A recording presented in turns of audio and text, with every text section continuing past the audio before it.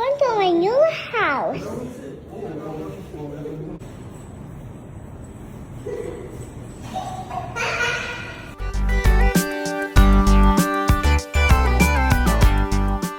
Isang napaka-espesyal at emotional na milestone sa buhay ni Elise Hoson ang kanyang paglipat sa bago at pinapangarap na bahay kasama ang anak na si Feliz. Ating panoorin ang video pero bago ang lahat, don't forget to click the subscribe button and hit ang notification bell to keep you updated. Matapos nga ang maraming taon ng pagsisikap, pagtatrabaho at pagharap sa iba't ibang hamon ng buhay, ay sa wakas natupad na rin ni Elise ang magkaroon ng isang dream house na maituturing niyang tunay na tahanan para sa kanilang mag-ina. Hindi lamang ito simpleng bahay kundi simbolo ito ng kanyang tagumpay, sakripisyo at walang hanggang pagmamahal bilang isang ina. Pagpasok pa lamang sa kanilang bagong tahanan ay agad na mapapansin ang elegante ngunit napakakomportableng disenyo nito. Pinili nga ni Elise ang modernong interior na may malalawak na espasyo, maliwanag na ilaw at calming neutral colors na nagbibigay ng relaxing at homey na pakiramdam. Ang bawat sulok ng bahay ay pinag-isipan upang maging maaliwalas at child-friendly para kay Feliz. Mayroong cozy living room kung saan maaaring magbanding ang mag-ina habang nanonood ng movies o naglalaro. Isang eleganteng dining area para sa kanilang simpleng salo-salo at isang modern kitchen na siguradong magiging sentro ng maraming masasayang alaala.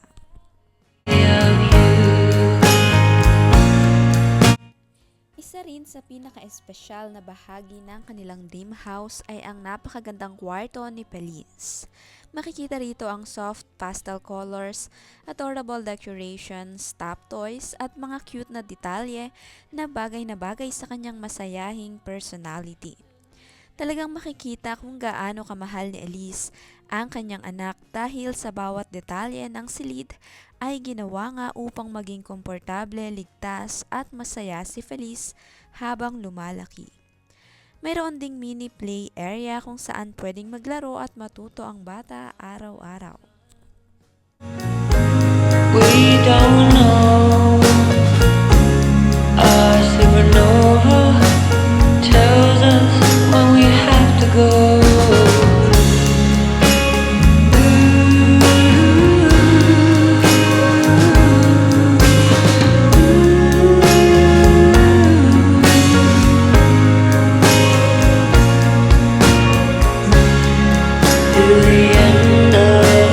Bukod sa magandang interior, mayroon ding malawak na outdoor area ang kanilang bagong bahay kung saan maaaring maglaro si Feliz at makapag-relax si Elise matapos ang trabaho.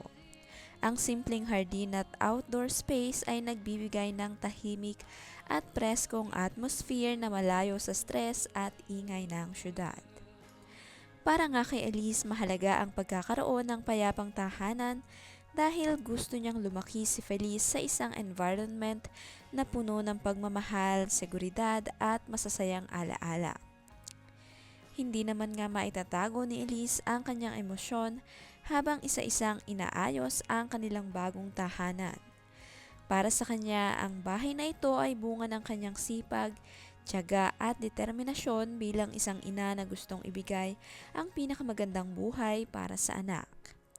Sa bawat kahon nga ng kanilang binubuksan at bawat gamit na kanilang inilalagay sa bagong bahay, kasabay din ito ang pagbuo nila ng panibagong simula at mas maraming masasayang memories bilang mag-ina.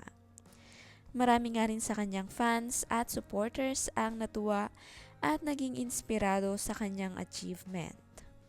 Patunay lamang ito na sa kabila ng mga pagsubok at pagbabago sa buhay, posible pa ring bumangon, mangarap muli at makamit ang dream house at ang dream life para sa pamilya. Ang bagong tahanan nga ni Elise at Feliz ay hindi lamang isang magandang bahay, kundi isang lugar na puno ng pagmamahal at pag-asa kung simula para sa kanyang buwan. Tides will rise, tides will fall with the gravity of you to the end.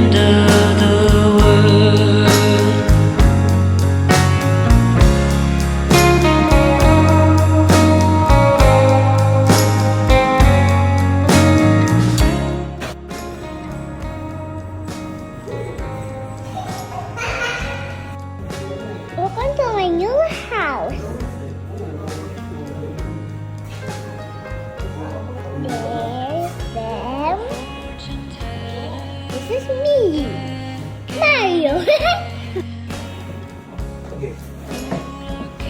Morning! We're doing a basic outfit for today.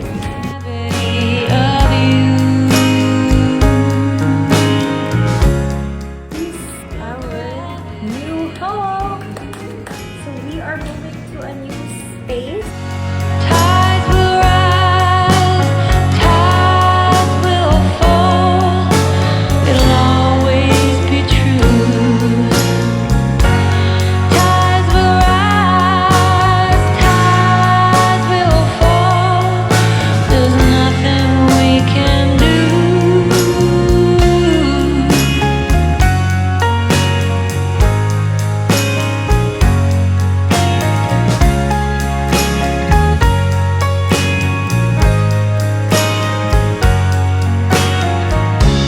How many suns we don't know.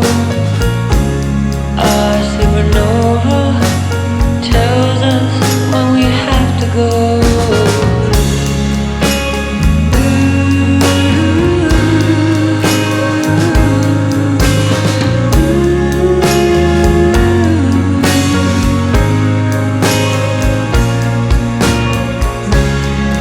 To the